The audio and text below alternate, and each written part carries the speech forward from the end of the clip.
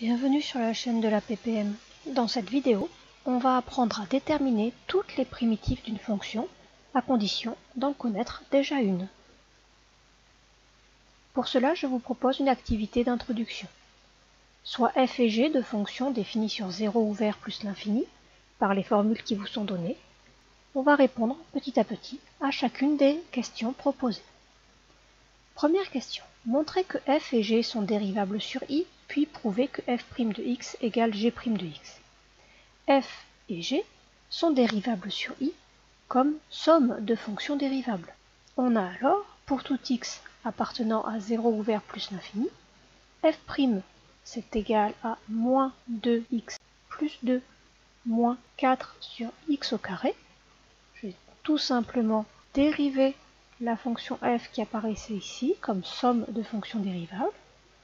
Et puis, pour la fonction g, il va falloir d'abord, pour simplifier les choses, que je développe 2x moins x au carré plus 4 sur x moins 1 demi. Je veux dériver g, donc calculer g'.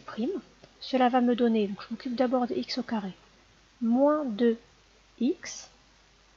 Ensuite, je m'occupe de dériver 2x, et plus 2, moins 4 sur x au carré, et la dérivée de moins 1 demi, c'est 0. Question 2. En déduire que f et g sont deux primitives sur i d'une même fonction, on remarque effectivement ici que les deux résultats sont égaux, c'était ce qu'on devait trouver dans la question 1. Donc en posant f de x égale moins 2x plus 2 moins 4 sur x au carré, on a bien f' de x qui est égal à f de x. Dans la vidéo précédente, on a vu que cela signifie que grand F est une primitive de petit f. Et on a aussi que g' de x est aussi égal à f de x. Donc je peux aussi dire que grand G est une primitive de f de x. Donc grand F et grand G sont deux primitives de la même fonction. Une fonction ne va pas avoir une seule primitive, mais plusieurs primitives. Ici, pour la fonction petit f, on a déjà deux primitives pour cette fonction. Question petit 3. Comment peut-on expliquer que f et g ont la même dérivée? Bien, ce n'est pas très compliqué. Ici, j'ai moins x au carré plus 2x plus 4 sur x plus 1. Et ici, j'ai moins x au carré plus 2x plus 4 sur x moins 1 demi. En fait, ces deux fonctions ne diffèrent que par leur partie constante. Et on sait bien que la dérivée d'une constante, c'est 0. F et g ont la même dérivée, car elles ne diffèrent que d'une constante. Et la dérivée d'une constante, c'est 0.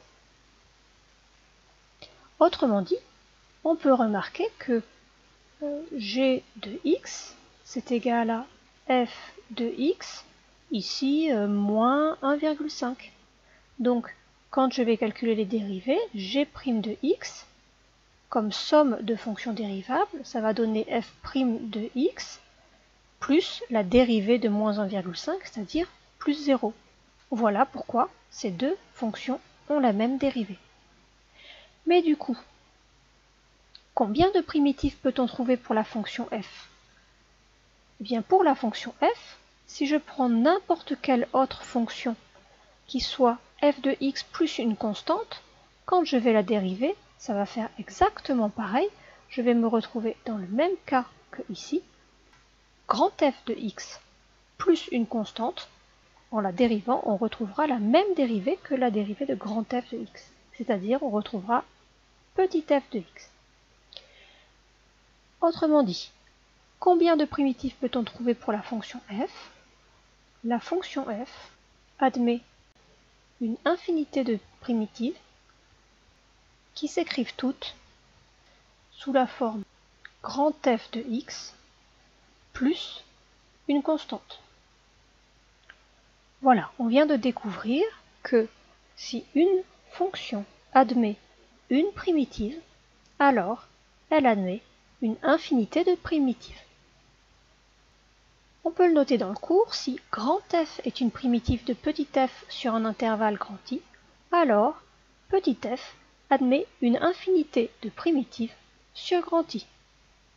Et toutes les primitives seront de la forme x donne f de x plus grand C, où grand C est un nombre réel quelconque.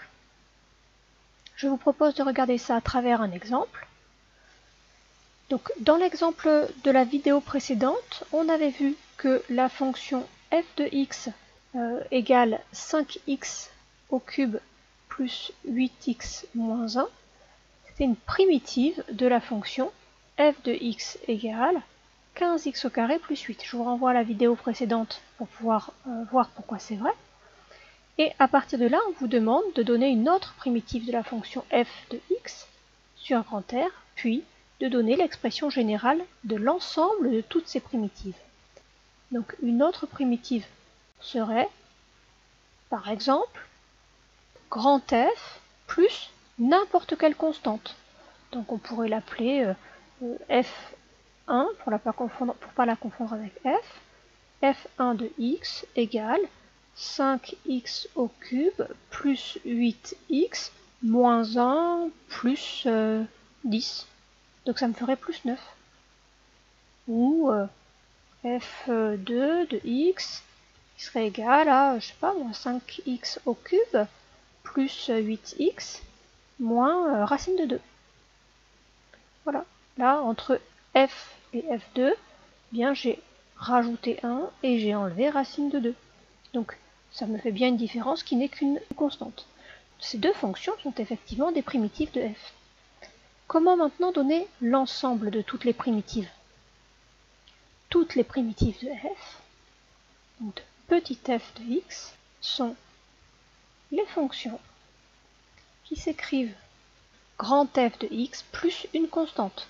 On va les appeler grand f aussi. Grand f de x égale 5x au cube plus 8x moins 1 plus quelque chose. Ben, tout ça, je peux le regrouper sous le nom de simplement une constante réelle, avec C qui appartient au nombre réel. Si je prends n'importe quelle fonction de cette forme-là, 5x au cube plus 8x plus n'importe quelle constante, lorsque je la dérive, je vais bien obtenir 15x au carré plus 8, c'est-à-dire je vais bien obtenir la valeur de f qui est ici, et donc la fonction choisie sera bien une primitive de petit f sur grand R. Si cette vidéo vous a plu, vous pouvez mettre un pouce bleu et un commentaire sous la vidéo. A bientôt sur la chaîne de la PPM.